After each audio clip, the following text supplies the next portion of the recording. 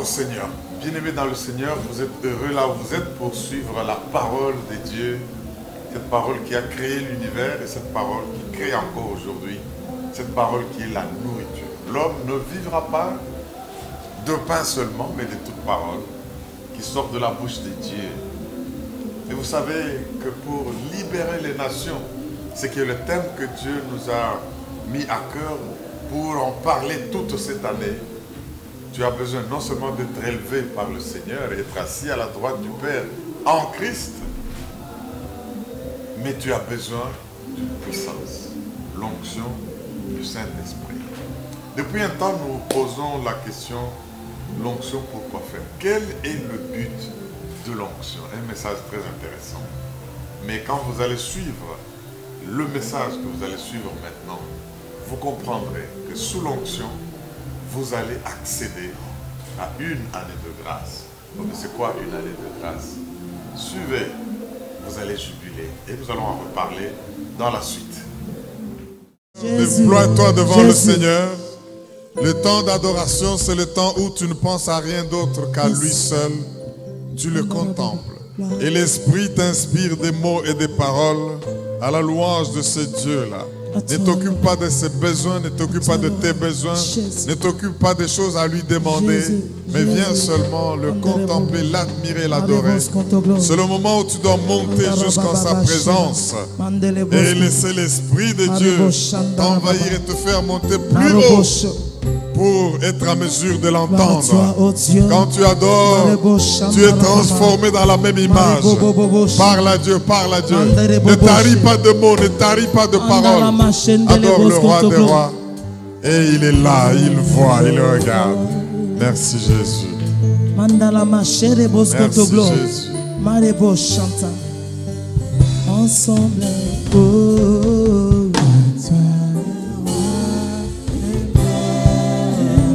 à toi le roi qui monte, à toi le roi,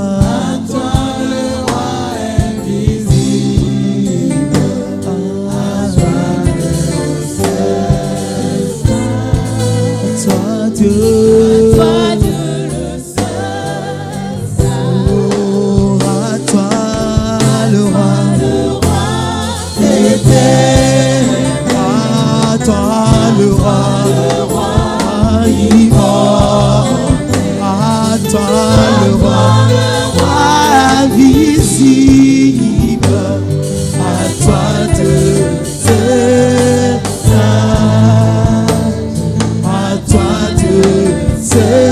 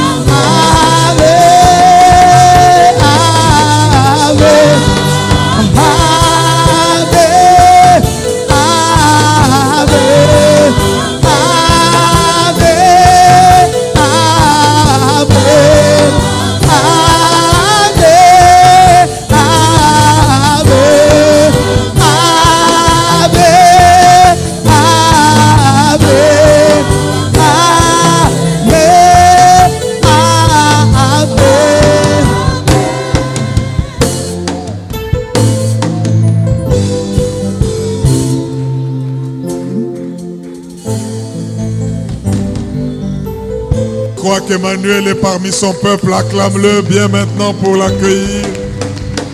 Emmanuel, à lui seul la gloire, à lui seul l'honneur.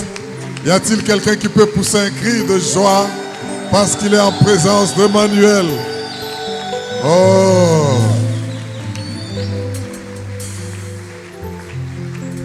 Merci Jésus. Merci Roi des Rois. Merci Dieu puissant.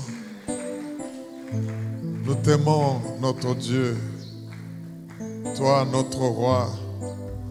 Toi qui nous as rachetés et appelés à être en ta présence pour être utilisés dans ce monde à la gloire de ton nom.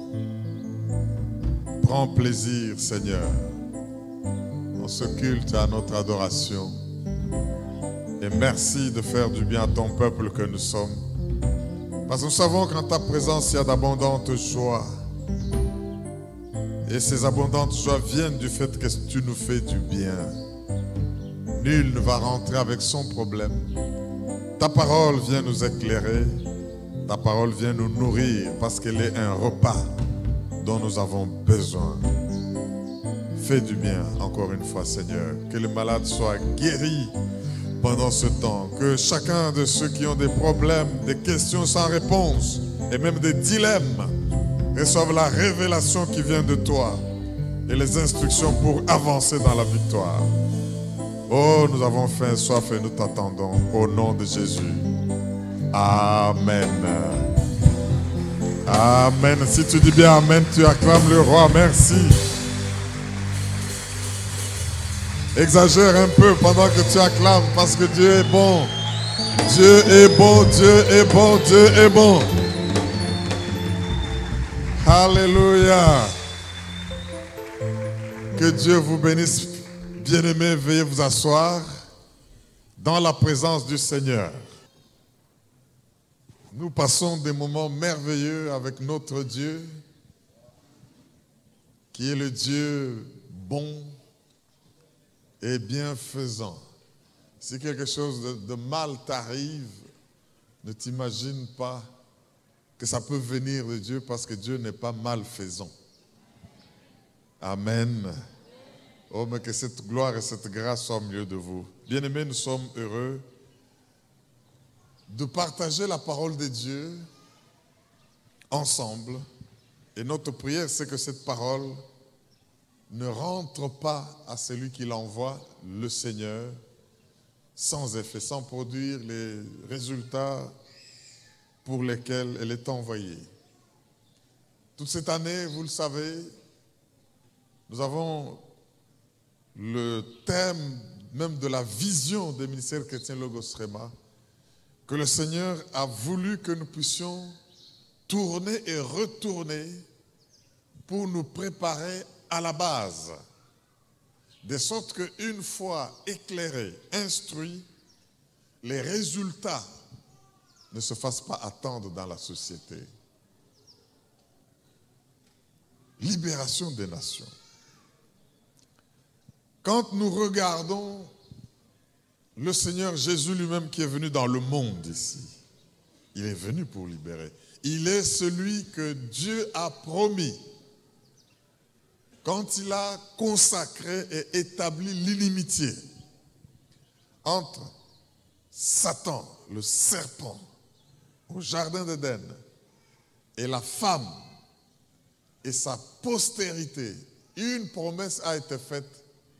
Tu es venu te faire prince dans ce monde. Tu as fait ça. Eh bien, sache que j'établis. Ce n'est pas quelqu'un d'autre qui le fait, c'est moi Dieu qui établis inimitié entre toi et la femme et sa postérité. Elle t'écrasera la tête, tu lui mordras le talon. Mais quand le Seigneur fait cette promesse, il faut voir comment les choses ont évolué jusqu'à nos jours pour comprendre que c'était une promesse d'un libérateur. Parce que le diable avait déjà récupéré, il règne, il a obscurci le monde. Le péché est entré. Et comme vous le savez, le salaire du péché, c'est la mort. Et même la perte du droit, la perte du pouvoir, la perte de l'accomplissement de toutes les bénédictions de Dieu.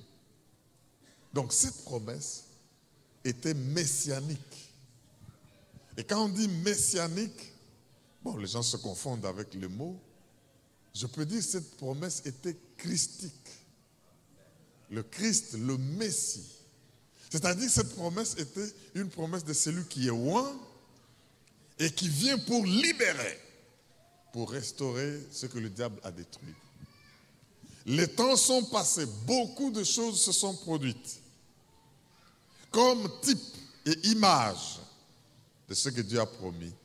Mais en Jésus-Christ, cette promesse est accomplie par la voix d'une femme, Marie, la Vierge.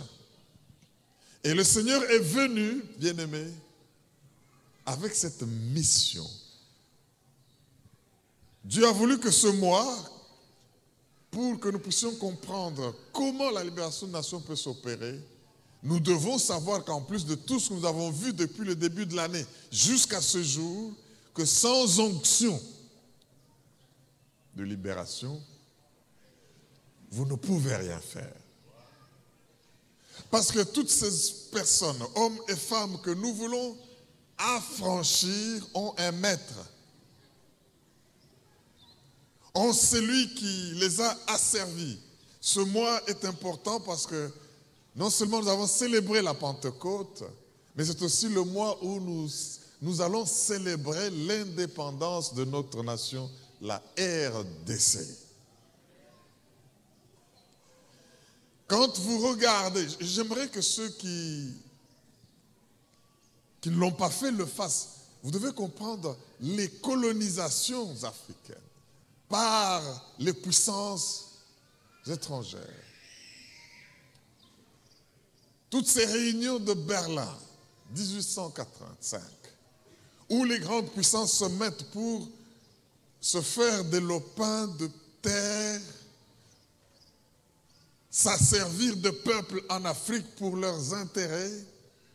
Quand vous regardez cette histoire, vous verrez que c'est sans pitié, par des coups de fouet, que nos pères et grands-pères ont été maltraités. Pas pour eux, pas pour leurs biens, mais pour les intérêts de leur maître. De sorte que quand l'indépendance est venue, ça devait être la joie. Mais très astucieux, ces oppresseurs ont enlevé le concept colonisation et ont fait une nouvelle, un néocolonialisme. De sorte que on est toujours en train d'être manipulé, opprimé, sucé comme des fruits par eux. Et alors que nous sommes toujours dans la misère, sans prospérité, ils corrompent certaines poignées de gens pour entrer et détruire, mais ça reste toujours l'oppression. Est-ce que quelqu'un m'entend pour dire amen? Et le Seigneur a voulu que nous puissions comprendre l'importance de l'onction. Tout le thème, c'est le but de l'onction. Mais aujourd'hui, le Seigneur veut axer cette parole de libération sur un aspect particulier. Et Jésus est venu pour sauver, pour libérer. Vous savez, la semaine ici, nous avons eu nos 3 jours de campagne d'études bibliques. Oh, très intéressant. Si vous avez manqué quelque chose. Mais gloire à Dieu, les paroles ne s'envolent plus. On a gravé ça, vous pouvez vous en procurer. C'était 3 jours formidables. Je ne veux pas rentrer dans les détails de ce qu'on a eu, parce que sinon, comme quelqu'un l'aurait dit, on ferait 3 jours. C'est Paul qui le disait le vendredi. Mais il y a des révélations importantes. Vous savez, sans révélation, vous êtes foutus. Le Seigneur nous a fait comprendre, par exemple, je veux quand même jeter ces fondations pour que nous puissions bâtir les révélations d'aujourd'hui là-dessus.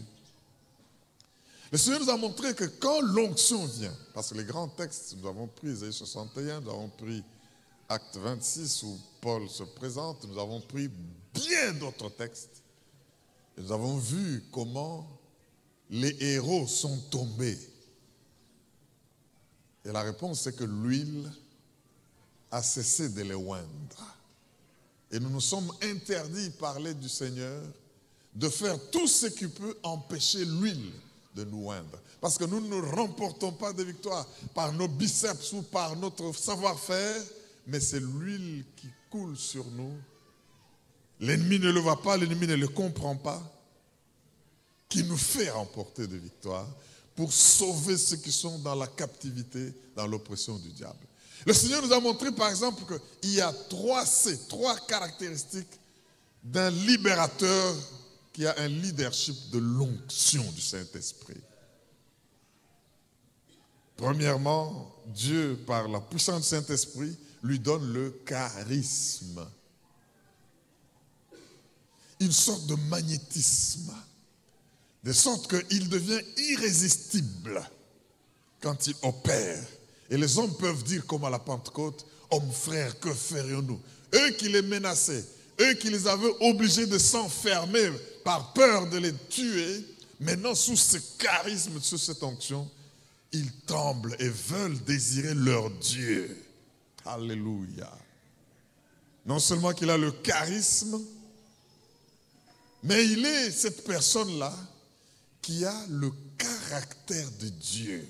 Parce que l'onction du Saint-Esprit, c'est Dieu qui se sert de votre corps comme canal pour vous utiliser dans la mission qu'il vous donne d'accomplir. Et la mission importante, c'est la destruction des œuvres du diable. N'oubliez pas la promesse du jardin d'Éden. Il y a un oint qui vient pour écraser la tête du diable. Mais il ne l'écrase pas pour lui-même, il l'écrase pour libérer. Il a ce charisme, il a ce caractère de Dieu et il est compétent. La compétence. Dis avec moi la compétence. Vous savez, il y a des gens qui s'amusent quand vous travaillez avec eux, quand ils vous trouvent incompétent. Parce qu'ils savent que ce que vous commencez là, vous n'allez pas le faire sans eux. Ils trichent, ils font des choses, ils vous mettent des cales et des pièges, même au travail, pour montrer qu'ils ne connaissent rien. Et ce que vous commencez, si vous êtes incompétent, vous ne pouvez pas l'achever. Et le Seigneur le sait. Et l'onction fait qu'il vous rend compétent, c'est-à-dire celui qui commence et qui achève, parce que le Seigneur agit avec lui. Est-ce que tu peux dire Amen?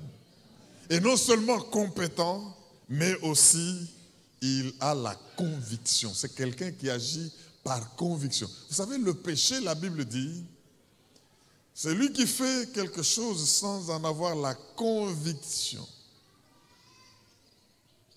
Pêche. Déjà, agir, même dans une bonne chose, mais sans conviction, est un péché devant Dieu. Parce que le fait que vous n'êtes pas convaincu, c'est qu'il y a dans la conscience quelque chose qui vous fait douter. Alors, ces quatre aspects qui accompagnent l'onction sur un homme qui vient pour agir doivent être sur toute personne que Dieu envoie dans sa mission, essentiellement de libération. Quelqu'un dit Amen. Et tous ceux que Dieu a utilisés dans le monde et dans la vie, si vous regardez très bien, vous allez vous rendre compte qu'ils sont caractérisés par cela. Parce que ce n'est pas eux, mais c'est Dieu en eux. Alors, après que nous ayons vu tous ces éléments, il y en a beaucoup que je ne peux pas reprendre. Nous avons vu la personne comme Paul qui n'était pas à la Pentecôte, dans la chambre haute. Nous avons vu Paul qui n'a pas reçu l'effusion de l'Esprit comme Pierre et les 11 autres qui étaient avec les 120 dans la chambre haute.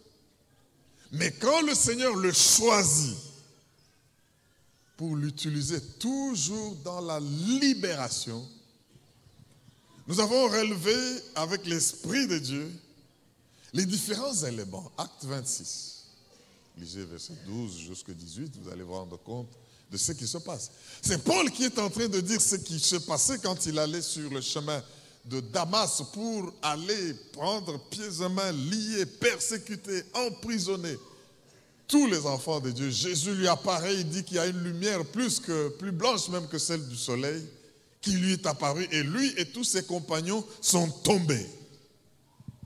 Il y a ton voisin, là où le Seigneur se manifeste parfois, il peut vous faire tomber. Mais c'est une puissance, n'est-ce pas?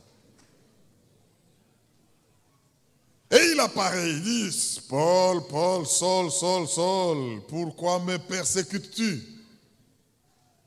Mes frères et sœurs, dans l'oppression par les nations, des nations, il y a beaucoup de souffrances que l'on inflige à ceux qu'il faut libérer.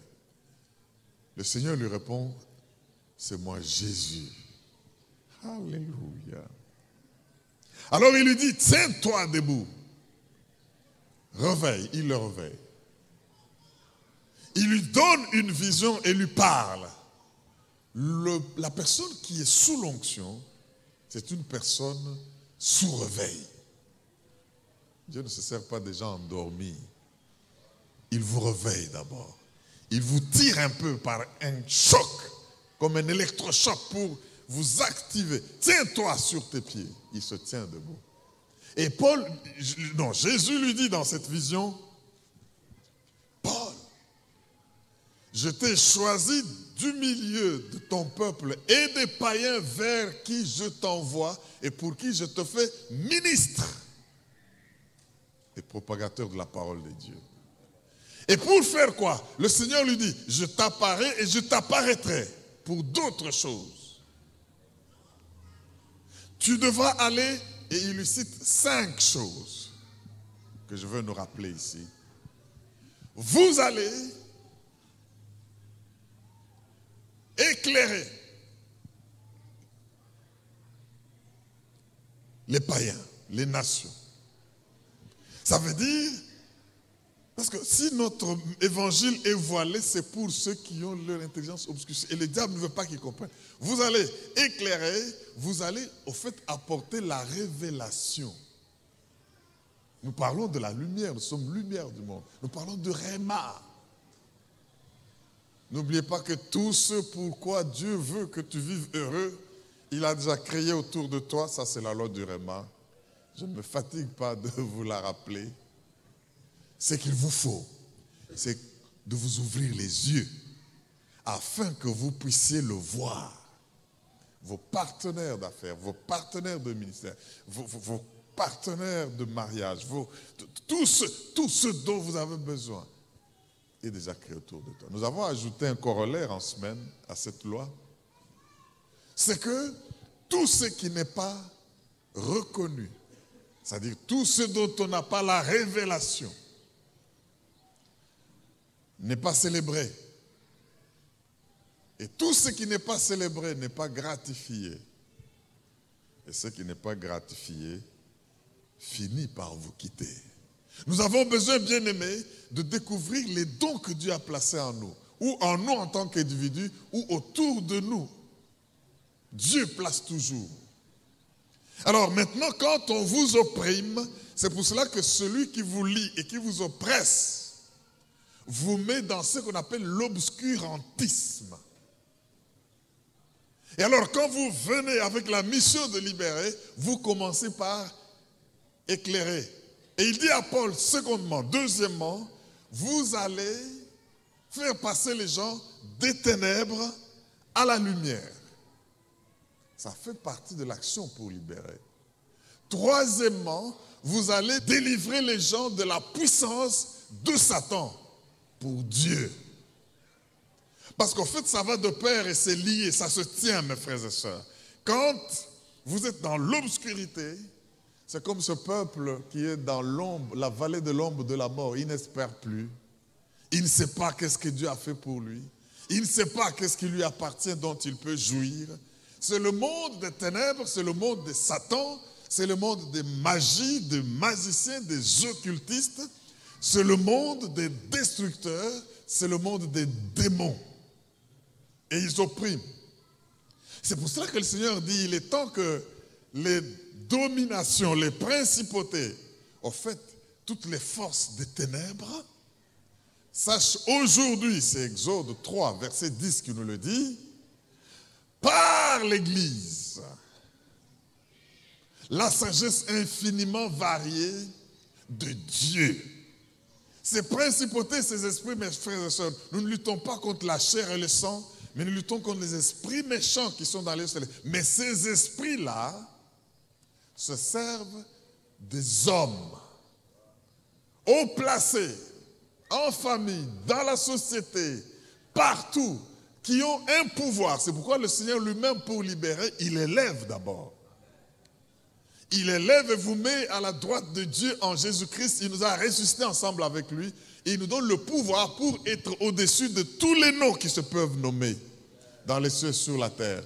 Autrement, vous ne pouvez pas libérer. Il faut être au-dessus et en force et en puissance et même en compréhension des personnes de qui on veut arracher ce que l'on veut libérer.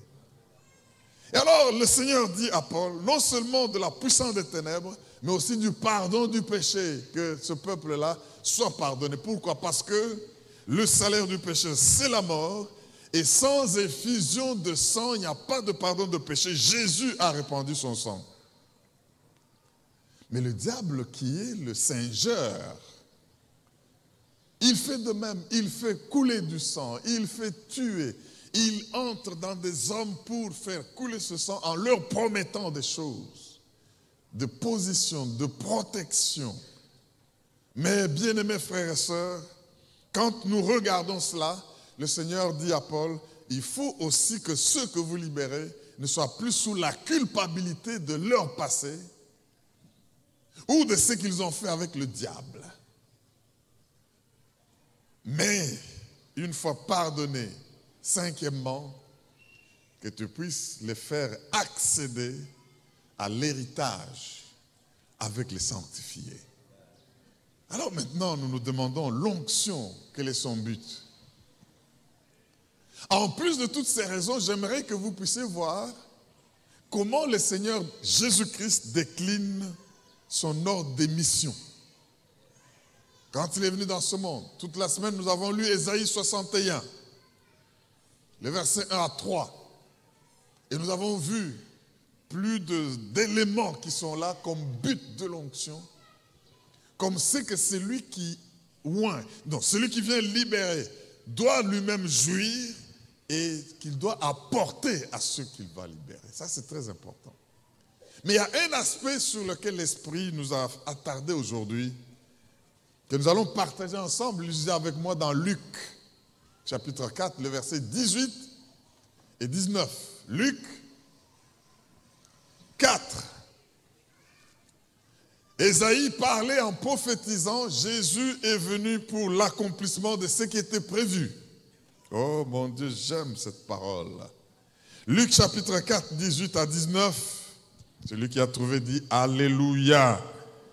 Oh, gloire à Jésus. Il n'y a pas beaucoup d'Alléluia comme si beaucoup n'ont pas trouvé. Mais trouver Luc, ce n'est pas dans l'Ancien Testament. Il faut aller Matthieu, Marc, Luc et Jean. Luc 4, 18 à 19, c'est un texte que nous connaissons même par cœur. Écoutez ce que la Bible dit. C'est Jésus qui parle. Après qu'il ait été dans les épreuves, passé dans les ateliers pour libérer la gloire et l'onction. Il dit ceci. Il ouvre le livre, vous connaissez comment cela est introduit. Et il trouve là où c'est écrit, et c'est Ésaïe 61 pour nous, il lit ceci.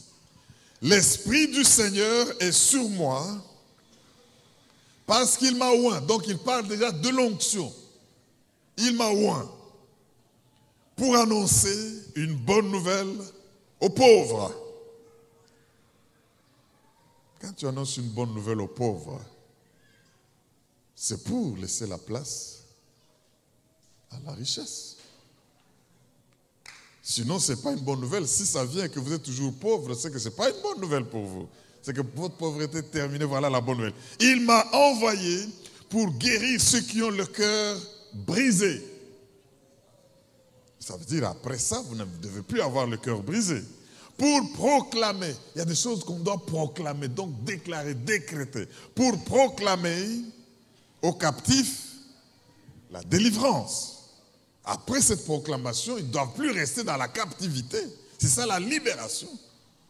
Et proclamer aux aveugles le recouvrement de la vue pour renvoyer libres les colonisés, les opprimés. Je dis cela parce qu'on est au mois de juin. Et puis pour publier une année de grâce du Seigneur. Est-ce que quelqu'un m'entend pour dire Amen? Jésus ne continue pas avec Ésaïe 61 parce que la suite de ce verset dans Ésaïe 61, c'est aussi pour annoncer l'année de vengeance du Seigneur. Comme il n'était pas venu pour déjà annoncer ça, il n'a pas continué la lecture. Le Seigneur voudrait que nous puissions voir le verset 19 aujourd'hui, dans le cadre du but de l'onction, pour annoncer, publier une année de grâce du Seigneur. D'autres versions disent une année acceptable du Seigneur.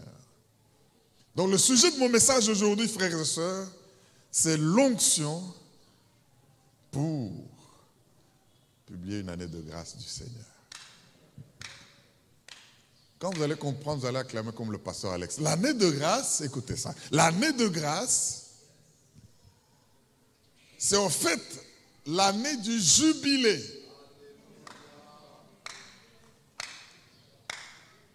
Vous allez comprendre ça. Si vous lisez Lévitique 25, il parle des conditions du jubilé, mais de manière prophétique, à ce que Jésus, celui qui a le droit de rachat, pour nous, notre proche parent, le jubilé, celui qui vous est introduit, c'est celui qui a le droit de rachat, celui qu'on appelle votre proche parent. La Bible nous dit, Hébreux 2, 12, 11, c'est lui qui sanctifie et ceux qui sont sanctifiés sont issus d'un seul. Ils sont parents. Alors, maintenant, Jésus vient pour guérir tout ce qu'on vient de lire, libérer, annoncer, publier.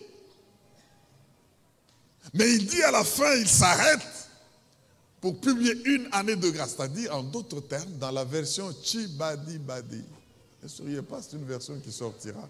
Dans cette version-là, c'est une année du jubilé. Pourquoi une année du jubilé? C'est l'année de grâce. Pendant le jubilé, en fait, le concept, c'est que pendant 7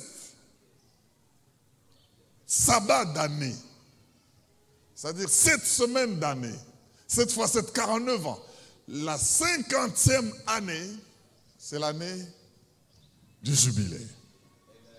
Et cette année du jubilé, c'est une année où, si vous aviez de dettes envers qui que ce soit, ces dettes tombent. Si vous étiez divorcé, vous avez le droit de vous retrouver et recommencer votre vie commune. L'année du jubilé, c'est l'année où l'oppresseur qu'on appelle l'acquéreur, celui qui vous fait travailler mais pour lui, doit sortir de votre héritage. Oh, j'aime ça. L'année du jubilé, c'est l'année où, en fait, les compteurs sont retournés comme à zéro pour que le peuple soit dans la joie et jubile. Et cette année, c'est proclamé. C'est l'année du Youbel. On devait prendre la corne, on devait prendre le shofar et publier. Et quand on souffle ça, les gens comprennent. Si tu étais sous une oppression, tu dis, je ne suis plus esclave. Si tu avais des dettes, tu dis, je n'ai plus de dettes, je n'ai plus à te payer. Si tu, acclame le roi des rois pour l'année du jubilé. Mon Dieu, mon Dieu, mon Dieu. Cette parole est venue pour que quelqu'un entre dans son jubilé. Vous comprenez, bien-aimés dans le Seigneur, quand nous avons tenté, essayé de définir l'onction, en lisant Ésaïe 10, 27, nous avons vu que le diable met sur les épaules des gens des fardeaux. Ils deviennent comme des bêtes de somme qui doivent travailler absolument pour leur maître. S'ils ne travaillent pas, on les fouette comme à la colonisation. Là, il y a des gens qu'on a coupé les mains, il y a des gens dont on a fait beaucoup de choses parce qu'ils ne faisaient pas le travail qu'ils voulaient faire. Le diable fait de même dans la vie de plusieurs. Vous travaillez beaucoup, mais quand vous regardez le résultat, c'est rien. Mais ce n'est pas que c'est rien, que c'est vous qui n'avez rien, mais le résultat de votre travail, quelqu'un d'autre en jouit. Et il vous met au cou le joug. Et la Bible dit, l'onction, le jour arrive où il ôtera de votre épaule son fardeau qu'il vous a imposé et où il va faire éclater son joug de votre cou. Et c'est l'onction qui fait cela. Et comme nous l'avons vu, cela ouvre la porte à la prospérité. Pourquoi? Parce que c'est lui qui est sous un fardeau et un poids. Celui au cou duquel on a mis un joug ne peut pas prospérer. Jamais. Et alors, à cause de cela, l'onction vient pour faire exploser cela et céder la place à la prospérité. Mais c'est ça le jubilé. Et vous voyez ce que Dieu dit à Paul. Non seulement vous allez ouvrir les yeux pour que les gens voient qu'on les roulait quelque part et qu'ils peuvent avoir mieux. Non seulement vous allez faire partie des ténèbres à la lumière, parce que la lumière avec tout ce qu'on a appris là-dessus, mais vous libérez de la puissance de Satan pour Dieu. Le pardon du péché, les dettes sont annulées, tout est pardonné. Plus personne ne viendra plus réclamer quoi que ce soit parce que Dieu est satisfait. Mais non seulement que les gens ne restent pas comme ça, l'onction aurait fait un travail inachevé si vous n'avez pas un héritage. Mais pas un héritage avec tout le monde, avec les sanctifiés. Oh mon Dieu. Alors là, vous comprenez que la finalité de tout, c'est libérer. Et les gens vraiment libérés ont un héritage. Les gens vraiment libérés entrent dans le jubilé. C'est ça l'année de grâce. Ça veut dire, Dieu ne va pas vous bénir parce que vous avez appuré toute la dette. Dieu ne va pas vous bénir parce que vous êtes plus fort que le diable. Mais tout cela, juste par grâce.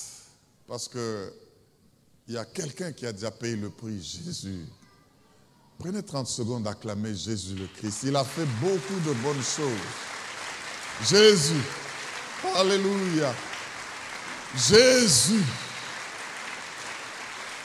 C'est lui qui est notre proche parent. C'est lui qui est venu proclamer, publier une année de grâce pour que nous puissions... Oh, j'aime Jésus. Si quelqu'un pouvait pousser un cri de joie, ça ferait beaucoup de bien pour Jésus. Alléluia. Gloire à l'agneau de Dieu. Jésus. Merci, bien-aimé. Écoutez maintenant ce que le Seigneur fait. Jésus est venu, il loin, et il dit, comme le Père m'a envoyé, avec tout ce qu'on a décrit là, moi aussi, je vous envoie. L'ordre suprême veut que nous puissions aller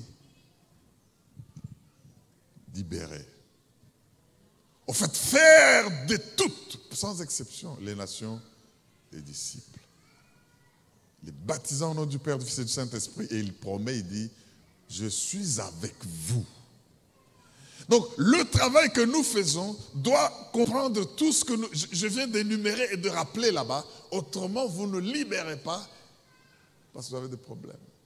Mais qu'est-ce qui se passe? Même quand Jésus prêche et agit, l'ennemi ne décolère pas. L'onction pour publier une année de grâce, expérimenter cette année de grâce. Il y a une histoire dans la Bible qui m'intéresse aujourd'hui, c'est celle que nous trouvons dans Actes chapitre 8, à propos de la Samarie. La Samarie vit une expérience que j'aimerais que nous puissions analyser parce qu'elle peut être la même expérience que nous connaissons aujourd'hui pour laquelle nous avons besoin que l'onction intervienne. Quelqu'un dit Amen. Allons dans Luc au chapitre 8. Nous allons lire du verset 4 au 13e. Actes des apôtres. chapitre 8. Je temporise, comme ça vous trouvez chapitre 8, versets 4 à 13. Écoutez cette histoire des bien connus. Ceux qui avaient été dispersés allaient de lieu en lieu annonçant quoi? Annonçant quoi? La bonne nouvelle de la parole. Ça, c'est le message de l'onction. Vous allez voir comment Luc, l'auteur des Actes des Apôtres, nous le dit plus bas. La bonne nouvelle de la parole.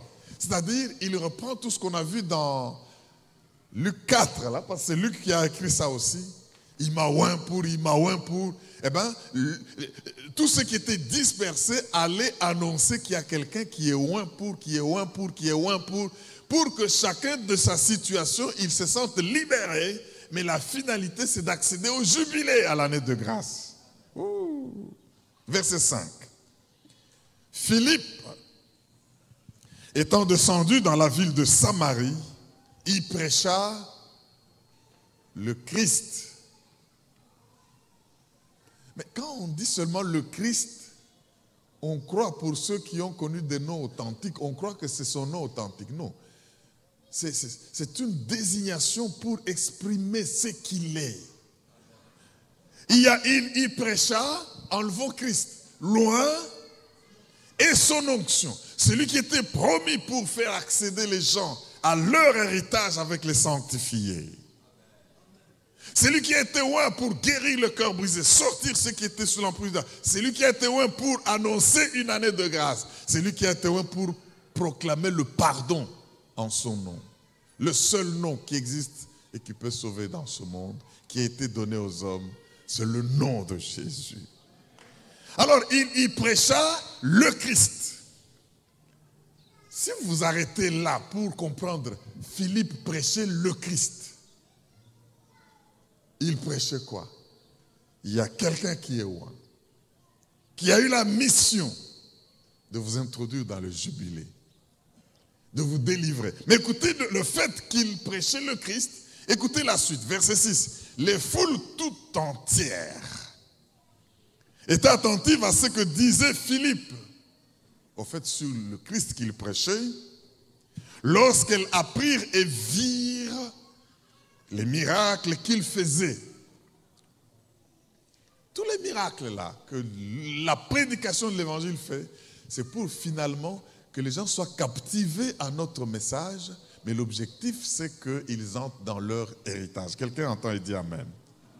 Car, verset 7 de Acte 8, des esprits impurs sortirent de plusieurs démoniaques en poussant de grands cris. Ils poussaient pas des cris, ils poussaient des grands cris.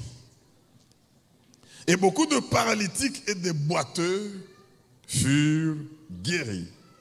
Et il y eut une grande joie dans cette ville. Ça veut dire que la ville n'avait pas de joie avant le passage de Philippe. Verset 9. Écoutez ça c'est intéressant. Il y avait auparavant dans la ville un homme nommé Simon qui, se donnant pour un personnage important, exerçait la magie et provoquait l'étonnement du peuple de la Samarie. Tous, depuis le plus petit jusqu'au plus grand, l'écoutaient attentivement et disaient: celui-ci est la puissance de Dieu, celle qui s'appelle la grande. Il l'écoutait attentivement parce qu'il les avait longtemps étonnés par ses actes de magie, de sorcellerie, de magie, d'occultisme. Mais, dis avec moi, mais, ah oui, mais quand ils eurent cru à Philippe, qui leur annonçait la bonne nouvelle du royaume de Dieu et du nom de Jésus-Christ, hommes et femmes se firent baptiser. Simon lui-même crut. Et après avoir été baptisé, il ne quittait plus Philippe. Et il voyait avec étonnement les miracles et les grands prodiges qui s'opéraient. Est-ce que quelqu'un peut dire Amen? On lit par la suite, je vais arrêter là. Bien-aimé, la Samarie n'était pas à sa première fois d'écouter l'évangile. Jésus, si vous lisez Luc 4, Jean 4, je vais dire, vous allez vous rendre compte qu'il était entré lui-même comme évangéliste, comme prédicateur dans la Samarie. Par cette femme qui était venue au puits de Sichar, à qui il avait demandé de l'eau. Vous connaissez l'histoire. Et Jésus a fait que la femme est allée dire aux hommes de la Samarie que j'ai rencontré un homme et je crois que c'est un prophète. Et il m'a dit tout ce que j'ai fait. Et ils sont venus. Ils l'ont vu, ils l'ont entendu et ils l'ont cru. Vous croyez qu'ils ont cru en quoi? Tout le message du Seigneur, l'Esprit sur moi. Et le Seigneur doit avoir fait des grandes promesses. Parce que tout celui qui croit, Dieu le gratifie des promesses. Mais comment expliquez-vous qu'après que Jésus soit passé, les gens de cette ville se laissent envoûter et dominer par un seul homme, Simon le magicien? Comment voulez-vous que tous commencent à l'écouter attentivement, à l'admirer, en disant, ça c'est la puissance, la grande puissance de Dieu? La Bible dit, parce qu'il les étonnait par les œuvres du magicien. Mais pourquoi eux qui avaient reçu aussi Jésus et sa parole, n'ont pas pu contrer cet homme? Mes frères et sœurs, quand le Seigneur apporte et annonce, envoie l'évangile, le diable envoie toujours des infiltrés. Dites amen, je vous dis quelque chose. Le diable envoie toujours des personnes telles que, si vous ne faites pas attention, il peut vous faire croire dans des pratiques étonnantes, c'est vrai, mais démoniaques. C'est le cas de la Samarie. Jésus en personne a prêché aux Samaritains. Mais après son départ, pourquoi cette ville n'a pas été totalement délivrée?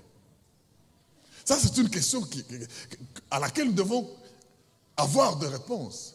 Mais laissez-moi vous dire, bien-aimés, si aujourd'hui les magiciens comme Simon ont du succès, c'est parce que les Philippe qui prêchent loin et son onction ne sont pas encore apparus.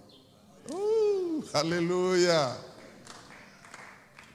Si aujourd'hui les occultistes, les marabouts, les sorciers continuent à avoir de l'ampleur et du terrain, étonnant les gens par leurs œuvres d'occultisme des ténèbres, c'est parce que les porteurs du message de l'onction ne sont pas encore arrivés. Mais le Seigneur me dit de vous dire, vous êtes les Philippe d'aujourd'hui et vous devez aller dans ces villes. Même si on vous dit qu'ils ont déjà reçu Jésus, même si on vous montre un nombre impressionnant d'églises qui chantent nuit et jour, crient, prient, mais il y en a qui sont tout simplement dans la religiosité. Les Samaritains connaissaient Dieu. Les Samaritains savaient que c'est sur telle montagne qu'on doit adorer et non sur telle autre. Les Samaritains étaient là, mais les Samaritains admiraient aussi les magiciens. Un seul homme. Vous savez, mes frères et sœurs, Dieu peut se servir d'un seul homme. Voilà comment un seul homme peut envoûter toute une ville, toute une nation. La nation Samarie. Comment un seul homme peut faire que des foules de gens, même ceux qui avaient entendu Jésus, qui l'ont vu et qui ont cru que c'est le Messie, personne ne pouvait se libérer de cet envoûtement démoniaque? Oh, il y a une réponse à cela. Je voudrais, mes frères dans le Seigneur, que nous puissions comprendre une chose, c'est qu'il est temps que nous puissions faire tomber en faillite les œuvres des magiciens. Il est temps qu'il n'ait plus des clients, qu'il n'est plus les gens qui les admirent, parce que celui qui est en vous est plus fort que celui qui est dans le monde. Vous savez, quand Paul, ils sont allés à Philippe, et puis ils ont trouvé tout ce qui se passait, il y a eu une femme qui avait l'esprit de Python. Et pour leur mettre la poudre aux yeux, il disait aux gens, ces hommes, ce sont les serviteurs de Dieu. Écoutez, acceptez ce qu'ils font pour qu'on la laisse tranquille. Un jour est passé, 2 jours sont passés. Mais après qu'ils aient eu le réma de quel esprit agissait là-bas, ils ont chassé cet esprit de cette femme et leur industrie et les hommes pour qui ils procuraient des gains ont fermé. De la même manière que Simon le magicien a dû fermer à Samarie, parce qu'il n'était pas cette grande puissance dont on parlait. Quand la grande puissance est venue avec la prédication du Christ, la prédication du royaume de Dieu et du nom de Jésus loin et son onction est arrivée, tous les démons qui étaient là, qui le faisaient admirer le magicien, sont partis en jetant des grands cris. Et la Bible dit, la ville était dans une grande joie. Parce qu'elle est libérée. Et mes frères et sœurs, je regarde ce texte, je me dis, mon Dieu, le Seigneur, ta parole et ton message, c'est effectivement pour sortir les gens de l'oppression et accomplir tous ces éléments que nous venons de prendre là-bas. Mais je me pose la question, quand je lis toujours ce texte et j'analyse cette histoire, Simon était là, mais les gens avaient déjà reçu l'évangile. Bien-aimés, ne vous laissez pas tromper par les infiltrés du diable. Malgré les signes qu'ils peuvent faire pour vous étonner, il faut que vous puissiez regarder le résultat. Est-ce que vous avez accédé à votre jubilé?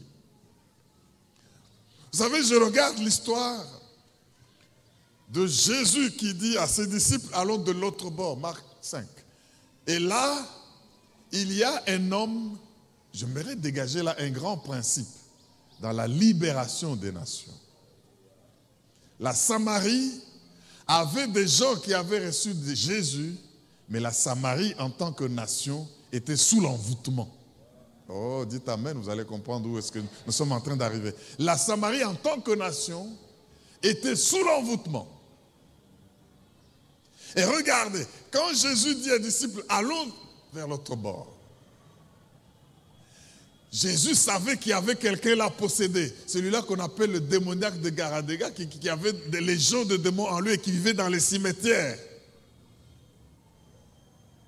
Mais qu'est-ce que vous comprenez comme histoire?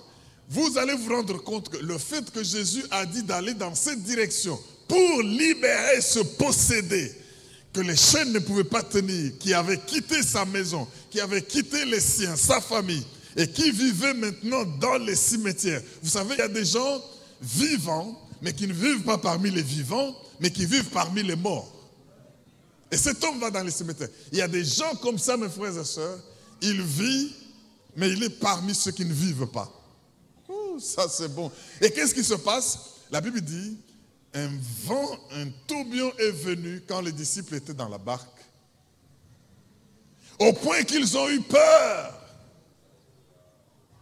Croyant qu'ils vont mourir, il dit, mais Seigneur, comment se fait-il que tu dors alors? Ils oublient une chose, Jésus peut dormir, mais Christ ne dort pas. Alléluia. Tu peux te rendre compte, Jésus c'est l'homme 100%. Il a tout ce qu'on peut avoir par un homme. La fatigue, la faim, le sommeil et tout. C'est Jésus qui dort. Mais Christ ne dort ni ne sommeille. Les disciples n'ont pas compris cela. Et quand ils l'ont réveillé, il a calmé la tempête. Chut. Silence. Et ils sont étonnés. Tu vois, ils vivent avec lui, mais ils ne savent pas qui il était. Qui est celui-ci qui obéisse même le vent et la nature? Mais si vous lisez l'histoire, bien-aimés, vous allez comprendre une chose. c'est que les légions qui étaient dans le démon et les cimetières, voyant que Jésus venait avec sa compagnie, ils ont voulu tout faire pour l'empêcher d'aller là-bas et les chasser. S'il pouvait faire demi-tour, il allait faire demi-tour. S'il pouvait craindre lui aussi, s'il ne croyait pas. Oh, l'homme qui est loin agit toujours en étant dans une grande conviction. Il se tient toujours du côté de ce qui est bien. Ah mais voilà, vous avez bien compris que vous pouvez récupérer tout ce qui était sous l'envoûtement. Parce que Dieu peut vous libérer d'un esprit. Mais cet esprit ne va pas loin. Il reste à côté pour vous envoûter et vous embrouiller. Mais l'onction du Seigneur vient pour que vous ayez l'héritage avec les sanctifiés. Mais ça, c'est une très bonne nouvelle. Ne faites rien sans onction. Même pour respirer, demandez une onction spéciale. Et vous allez accomplir l'émission du Seigneur. Mais ça, c'est une très bonne nouvelle. Partagez la parole autour de vous. C'est de cette manière que vous commencerez déjà la libération. Et elle commence quand nous pénétrons l'environnement et la société autour de nous en leur renouvelant l'intelligence. Cela étant compris, que le Seigneur vous bénisse et que vous n'ayez plus de fardeau ni de joug à votre cou parce que l'onction vous fait place et accès à la prospérité. Voilà, accrochons-nous au Seigneur, c'est le seul nom par lequel nous pouvons être sauvés. Si vous n'avez jamais donné votre vie à Jésus, non. Oubliez toutes les religions. Jésus est le seul nom. Et il est celui qui apporte l'onction, lui-même ayant été roi. Voilà, c'est un très bon message. Servons le Seigneur. Je vous invite à nous rejoindre à Logos Rema. Nous sommes à Kinshasa, sur l'avenue Sayo, dans la commune de Kassavubu. Nos cultes, nous les avons chaque dimanche, 3 cultes. Un culte en Lingala à 7h30, suivi de la Sainte Seine bien sûr, 9h30, 10h30 et à 11h jusqu'à 12h30, nous avons le culte en français et à 17h le culte en anglais. Je voudrais que vous puissiez nous joindre. L'onction est déjà là pour nous offrir l'intelligence et nous envoyer pénétrer notre milieu et le délivrer. Que le Seigneur vous bénisse et qu'il fasse du bien à votre vie. On se voit la prochaine. Merci.